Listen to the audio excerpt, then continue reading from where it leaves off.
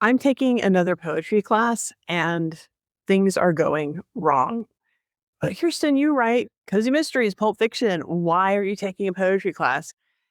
That is an excellent question because the modern world doesn't seem to have much use for poetry at all. Most people think poetry is archaic. Shall I compare these to a summer's day or just weird? Thank you, postmodernism. Postmodernist poetry is kind of weird. But poetry matters.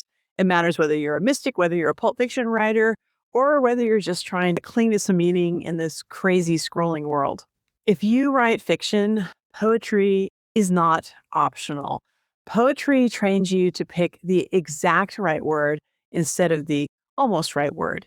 Poetry teaches you which darlings to kill on the page, and it expands your capability to write dramatic moments. A poet friend of mine once explained that a poem is a single moment in time that's been exploded and expanded outward.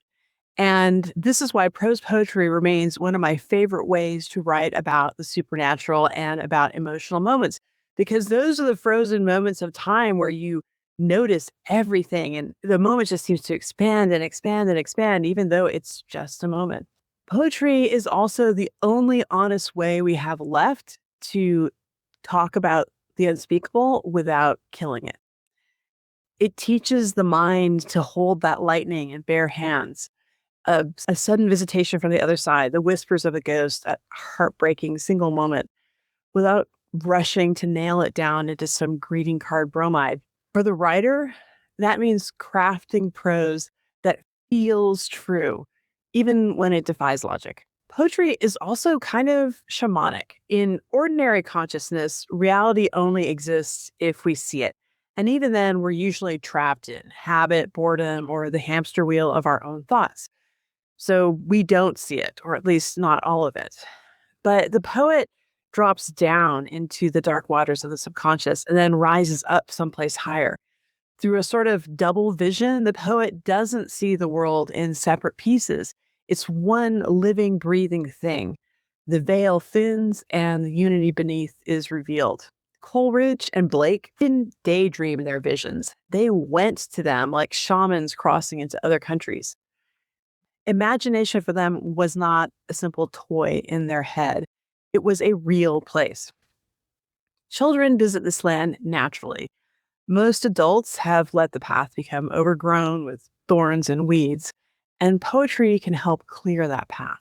But even though poetry is necessary and helpful, today it faces its own thicket of contradictions, namely postmodernism. In postmodernism, everything is subjective. There's no objective truth. But if there is no good or bad poetry, no truth or beauty, if reality is subjective and everything is acceptable, then how do you teach good writing? And the answer, of course, is it is impossible. Because when everything is poetry, nothing is. And this is the problem with my current class. I'm not learning poetry. I'm not learning about the rhythm, the meter, not the music. I'm learning about politics, which is where deconstruction and postmodernism inevitably leads. If I wanted to learn about politics, I could spend my day on Twitter. In fact, I spend too much time on Twitter. I want to learn how to write. We need poetry. The good stuff, the stuff of mystics and shamans and soul. The stuff that carries us into those other countries on a drumbeat of words. In the age of algorithms, sound bites, and endless distractions, good poetry demands that we slow down, pay attention, and feel deeply. Poetry is a rebellion against the idea that everything has to be explained, monetized, or controlled. For prose writers, it sharpens language and emotion. For mystics, it's a bridge to the ineffable.